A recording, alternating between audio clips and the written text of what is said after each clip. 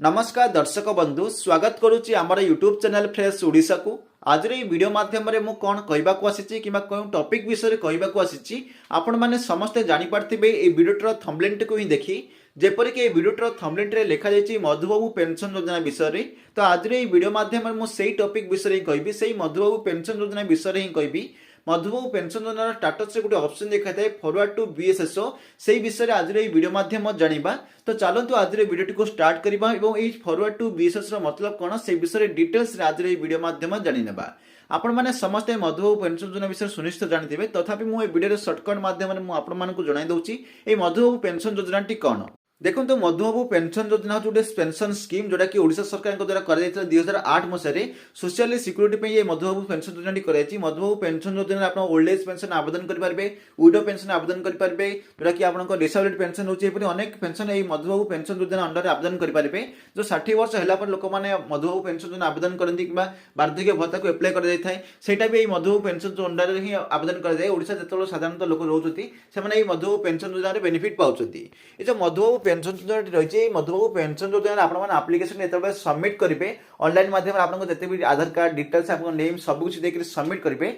Submit कलापर आपको गोटे application number मिलता है। जो आप्लिकेसन नंबर मिलता है सेटा आपन आप्लिकेसन नंबर जोटा कि आप रेफरेंस भाव नहीं पारे से नंबर माध्यम आपन स्टाटस चेक करेंगे। जो आप्लिकेसन आप सबमिट करते से आप्लिकेसन कौन है स्टाटस चेक करेंगे, एप्रूव होना रिजेक्ट होना सब कुछ से आप्लिकेसन नंबर माध्यम चेक करेंगे। जो आप आप्लिकेसन नंबर हो कि आधार कार्ड कि आप डेट ऑफ बर्थ देखिए जो आप आप्लिकेसन चेक करते चेक कलापर जो ऑप्शन आपको जो देखा था स्टाटस देखा था जोटा कि आपको मधुबाबू पेंशन योजना ऑफिशियल वेबसाइट रे ही चेक करी से स्टाटस से अलग अलग देखा जाए। जेपरि कि गोटे ऑप्शन होची फॉरवर्ड टू बीएसएसओ। गोटे भाई आम पूर्व वीडियो पचारे मो स्टाटस से चेक कली से देखा कि फॉरवर्ड टू बीएसएसओ। तो फॉरवर्ड टू बीएसएसओ मु चेक करदेली कि मो स्टाटस तो फॉरवर्ड टू बीएसएसओ लिखुची कि मु किछि जानि पालिनी मो फॉरवर्ड टू बीएसएसओ मतलब अर्थ कौन। तो सेटा ही आज वीडियो कहबी। देखो सर्वप्रथम जानिबा बीएसएसओ माने कौन। देखो तो बीएसओ होची ब्लॉक सोशल सिक्यूरीटी ऑफिसर। जिते कि आपन आप्लिकेसन टी ब्लॉक सोशल सिक्यूरीटी ऑफिसर पाखक चली जाए सबमिट कलापर जो फॉरवर्ड हो जाए ब्लॉक सोशल सिक्यूरीटी ऑफिसर पाखक से आप स्टाटस देखा है फॉरवर्ड टू बीएसएसओ।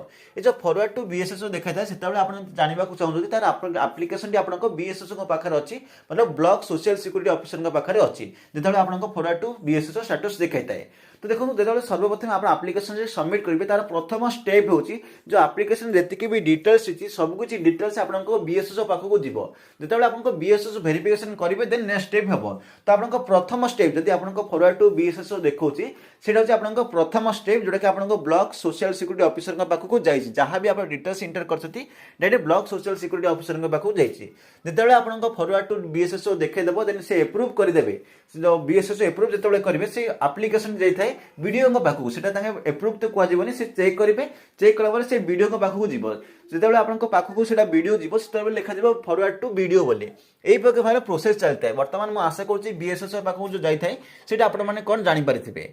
तो देखो जो वीडियो आपको चेक करेंगे तो आपको ब्लॉक काम सरीज। देखो जब आप बहुत दिन धरी बीएसएसओ पाखे पेंडिंग रही आप्लिकेसन बहुत दिन रही किसी भी असुविधा जो होता है स्टाटस से फॉरवर्ड टू बीएसएसओ देखुची जाकर बीएसएसओ पाखे कंटाक्ट करेंगे। यहाँ हूँ मेन बेनिफिट कारण जो आप्लिकेसन क्या पाखे अच्छी पाखक जाकि किसी कहे ताहले कि तार सॉल्यूशन मिले अन्य क्या कहले किसी मिले ना तेणुक यहाँ मुझे कहली। तो देखो सर्वप्रथम बीएसएस करते वीडियो करते देन से आपको सब डिविजन ऑफिस को चले जाए एसएसओ पाखक चला जाए एसएसओ पाखक गला सब कलेक्टर जाए सब कलेक्टर डीएसएस जाए यहीपरि भाव में आपको एप्रूवटी होता है। तो आपन जब स्टाटस बर्तमान फॉरवर्ड टू बीएसएसओ देखुची ताहले आपण माने कौन आपन कौन स्तर आप्लिकेसन रही है आपने जानीपारे।